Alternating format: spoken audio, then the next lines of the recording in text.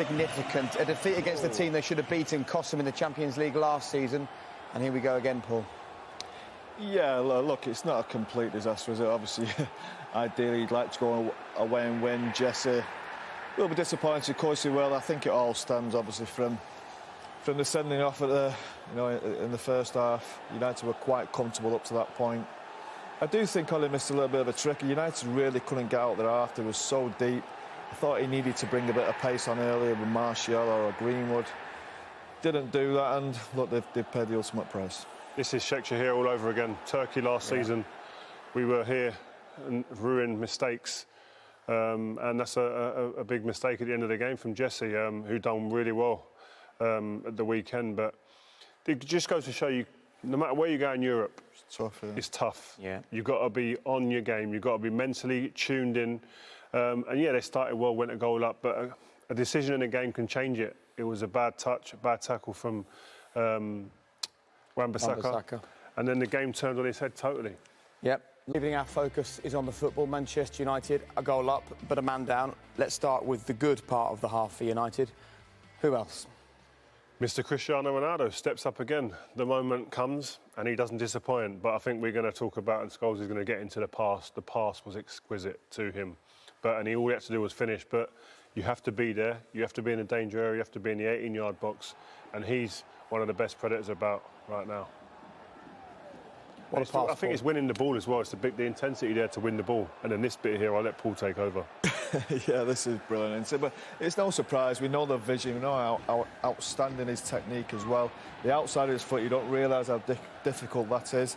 He just has to get it past that first defender. And we know then with that AstroTurf, it's going to skid on. And Cristiano, with that movement as well, it's perfectly into his path. And now, the only thing Cristiano's thinking about is he's keeping the ball down and get it on target. And he knows if he does that, he's got a great chance of scoring. There's a lovely clip here when you see him, look at the composure, the weight, and he's looking, his eyes are on him, just to deliver that pass at the last moment. For Cristiano, just a lovely little bit of contact. And who else? The main man. So that's the good. Let's talk about the bad. Look, the red card has caused plenty of debate online, as everything seems to these days. But the reality is, as it was in the Euros, if it's above the foot, if it's on the ankle or higher, UEFA have said, we will be harsh and we'll instruct the referees to make a strong decision in that situation. Yeah, you feel for him, because I don't think there was no real intent. He gets in trouble with his first touch there. And once you go in with that kind of force, you have to get it right. He misses the ball. And from that moment, it's inevitable that he's going to get sent off. Again, there's no intent. There's no need for there to be intent. It was nothing in the game. But that's an irrelevance in the decision. But no, for sure the ref's got it right. It's a red card. I don't know why people are thinking it's not. Once you miss it at this level, he's got to go. He didn't really put up much of a fuss either, did he? So he looked like in himself, I think he kind of expected the red card after the tackle was made. And in our time, that's not a red card. You get a pat on the back and say, well done, made contact. But he caused himself his own problem, doesn't he? With a really clumsy touch. And then the tackle's awkward. I don't think he's done it on purpose. A little bit accidental, but as you say, he's gone over the top. Yeah, and obviously he has to go. VAR looked at it, agreed with the referee's decision. So Manchester United...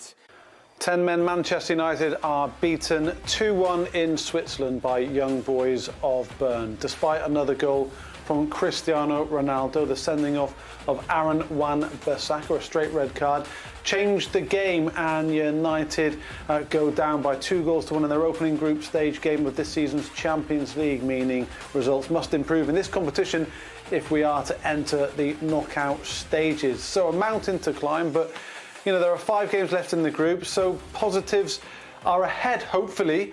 That's what we're thinking in the studio with Gary Pallister and Danny Webber.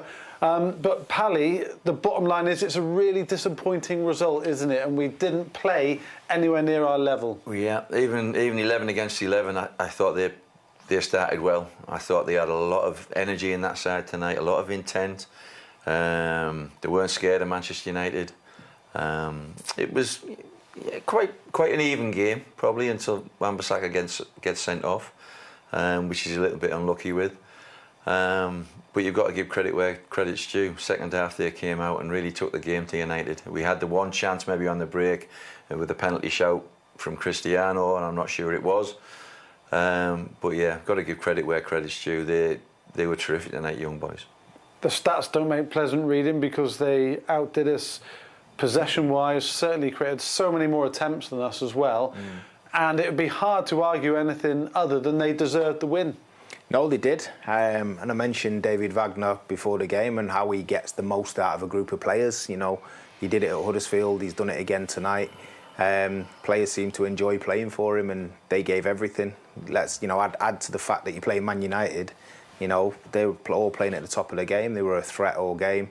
They competed for every first ball, second ball, and they were never going to just roll over and allow us to dictate the game. And fair play to them, as Pally said. They put in a decent performance and got the win. And for the home side, if they play anything like that in their next 2 home games against Atalanta and Villarreal, then they will take points off them. So perhaps this group isn't as cut and dried as some people may have thought. Yeah, well, you're hoping it's just not the raising the game for Manchester United, as teams do. I mean, it's a big side coming to their home ground and they want to put in a performance because they know they're expected to get beat. If they bring that level and that intent to the games against Villarreal and Atlanta, they'll have a tough time there as well. But they've got to keep the game at that level. I think they've got a manager, as Danny says, who'll do that. I think he's full of energy. You see him on the sidelines pushing and shouting and screaming at his team, wanting more. And his players delivered from tonight. So you would hope that they can do that in the remaining games in this league. A penny for Jesse's thoughts, Danny, after his wayward back pass set up the young boys striker for the winner? Yeah, he's going to be wounded. Of course he is. You could see it on his face at the end. It was almost I've come this far, I've grafted to get back in this position, and I feel gutted. He's not done it on purpose, has he? Let's be honest. He's done it. He's thinking he's doing his defensive work. He's trying to tidy it up. Either an error of judgment, or he's not seeing the player, or he's not placed the pass right. It's an error, whichever way you look at it, and it's cost us the game. So yeah, he's going to be wounded, and he's he'll be gutted, mate. It's the highs and lows of football, is it? From the weekend, he scores his goal. There's been a lot of talk about his future here. There was a lot of talk about the move to West Ham, where he's performed so well last season. He had a struggle before he went out on loan here, wasn't getting games. He's come back into the side. He's come on for the last 20 minutes the other day. He scored a great goal, and you're thinking, right, he's back on side with things, and everything's going well, and he's moving forward. And then that happens tonight, and it's going to be a kick in the teeth for him, but it can happen in football. He'll hopefully he's got the experience to move on from that. You can see, I mean, it looks worse every time you see him. You can see he's tried to make the back pass and just come off his heel, hasn't he? It looks as though he's caught the back of his heel. Maybe, and I don't think he has seen the player as well. There's 2 or 3 players, if you're looking from a certain angle, that's maybe blocked the view off from him, and he's maybe played it in a bit of a hurry. And he thinks he's doing his defensive duties, and he's got it wrong, and they score with what, 30 seconds left of injury time. So he'd be devastated in there. I'm sure the lads will rally round and tell him not to be too concerned about it. But that's the breaks you get in football sometimes. Because we were just about to do the post-match show saying how well we defended, and with 10 men putting up that brick wall. Harry Maguire, you had picked as a potential man of the match, Yeah, for me. They did everything, tackled everything, what you want, the leadership qualities that we know he's got. He's the captain. Yeah. And I thought he was terrific in that second half. I thought we did defend well. They're always going to have moments because of the one-man advantage. But basically we kept them at large kept them away from the goals quite a lot of the time. The goal even that they scored, the first goal, is a couple of ricochets, the guy kind of misses it, then it forced it out, sticks a foot out. So you feel as though that's a little bit unlucky. But with the architects, our own downfall at the end because we give them the second goal. At the other end, there was another goal for Ronaldo. It seems ages ago he opened the scoring now, Daddy, on the day he matched Iker Casillas' his appearance record at the top of the Champions League tree. He is just a machine, isn't he, Ronaldo? And great to see him on target again. Yeah, I mean, as he scores in the first half, you think, OK, we're off and running. And smiles on everybody's faces. And he has another shot thereafter as well, where he hits the target again, keeper saves it. And you just think to yourself, OK, well, so long as he's on the pitch, you've got, you're always going to create and you're going to be a problem. And then you go down to 10 men and the dynamics change because some of the supplies cut off. They gain the advantage and, a bit of the ascendancy where they start pressing forward and it becomes more difficult, and he's less and less in the game. He has that one thing in the second half where it's half a penalty, you know, when he's looking at it thinking he's claiming for a penalty. But other than that, he was quiet and, you know, we couldn't get the ball to him. In terms of the changes made, often they come with criticism from fans as well. So Ollie might get a bit of stick for the changes, but the one at half-time we were all pretty much in agreement with. You had said that as well. Fair, I think you coach Sully there, because you called it first. You started talking about that. It did make sense. He let Dalot hopefully try and get forward, and Lou Shaw get forward and be solid with the three at the back. And it worked pretty well, I thought. And so we'll all have our ideas about which way should have gone. I was quite happy for Ollie to do that, go and play a back five, and it gives you a chance to have still that little bit more of attacking intent with your two fullbacks pushed in.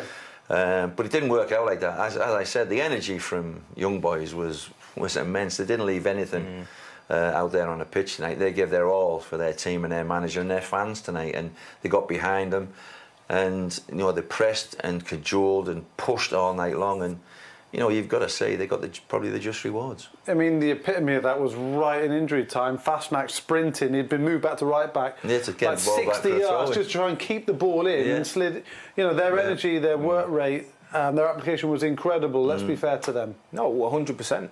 And I think that's why it was always going to be a difficult game, because they were never going to outclass us from a footballing point of view. They were always going to, if they were going to have an impact on a game, and they're going to outwork us. And that's exactly what they came to do. And they did show moments of quality. You know, Elia, who was unbelievable all night. He was on the right, he was on the left. At one point, he's getting back and defending. He must have put in a lot of mileage today. So, you know, I think right throughout, they did everything that Wagner would have wanted from them, and you know, got the results. But it's not the end. You know, it's 3 points. We've got to rebuild, make sure we're on it for the next 5 games in the group.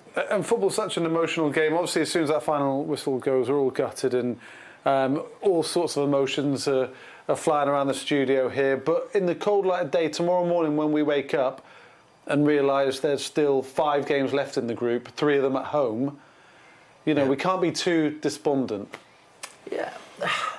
Listen, as I said at the start of the programme, we're playing against a team that looks on paper the weakest. They've not played like the weak side tonight. How they can respond and whether they can bring that level to other games in this group stage will remain to be seen. So it's put us on the back foot. There's absolutely no doubt about that at the moment. Do I think we're strong enough to beat Villarreal home and away? Yeah. Do I think we're strong enough to beat Atlanta home and away? Yeah, I do. And certainly beat young boys here. I don't think they can bring that energy away from home. So it's obviously still in our hands, but at this moment in time, we're on the back foot. So work to do in the group if we are to progress. We certainly want to do so, of course, and not another entry into the Europa League.